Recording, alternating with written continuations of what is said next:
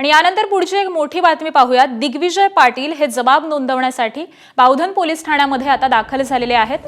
पार्थ पवार जमीन घोटाळा प्रकरणी बावधनमध्ये जमिनीचा दस्त नोंदवण्यात आलेला होता आणि या बावधन पोलीस ठाण्यामध्ये या प्रकरणी शीतल तेजवानी, जमीन घेणारा दिग्विजय पाटील, त्याबरोबरच या जमिनीचा दस्त बनवणारा रवींद्र तारू या तिघांनी विरोधामध्ये गुन्हा दाखल करण्यात आलेला होता आणि याच प्रकरणी आता दिग्विजय पाटील आपला जबाब नोंदवण्यासाठी बावधन पोलीस ठाण्यामध्ये स्वतःहून आलेले आहेत।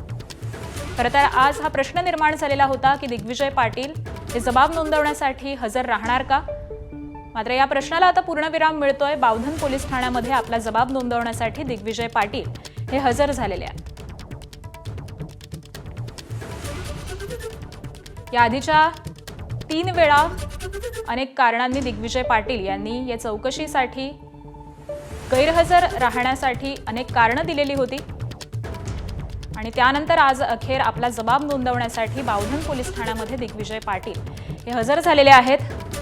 या संपूर्ण प्रकरणामध्ये मुख्य सूत्रधार शीतल तेजवानी हिला देखील अटक करण्यात आलेली आहे। तिची देखील कसून अशी चौकशी सुरू आहे आणि त्यानंतर दिग्विजय पाटील यांची देखील चौकशी होणार आहे। परंतु गेल्या 3 चौकशींसाठी दिग्विजय पाटील हे गैरहजर राहिलेले होते।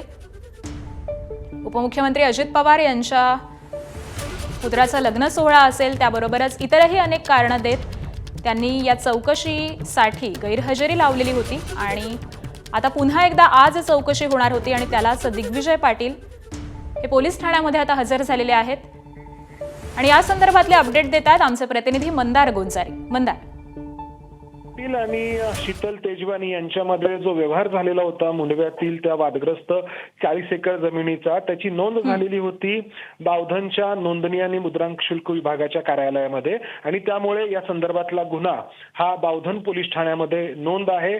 नोंदणी आणि मुद्रांक विभागाने तक्रार दिल्यानंतर हा गुन्हा दिग्विजय पाटील, अमिडिया कंपनी आणि शीतल तेजवानी यांच्या विरोधात नोंद आहे आणि त्याबद्दल जबाब नोंदवण्यासाठी दिग्विजय पाटील हा बावधन पोलीस ठाण्यामध्ये पोहोचलेला आहे। खरं तर आज पुणे पोलिसांनी देखील या दिग्विजय पाटीलला चौकशीसाठी किंवा जबाब नोंदवण्यासाठी बोलवलेला आहे।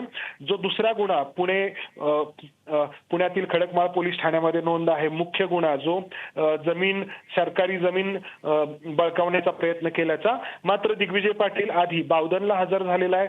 तिथून जबाब नोंदवल्यानंतर शक्यता अशी आहे की तो पुणे पोलीस आयुक्तालयामध्ये आर्थिक गुन्हे शाखेमध्ये देखील हजर होईल। आपण पाहतोय मधल्या काळामध्ये शीतल तेजवानीला अटक झाली, मात्र दिग्विजय पाटील पोलिसांसमोर हजर होत नव्हता। अखेर आज तो पोलिसांसमोर जबाब नोंदवण्यासाठी हजर होतोय।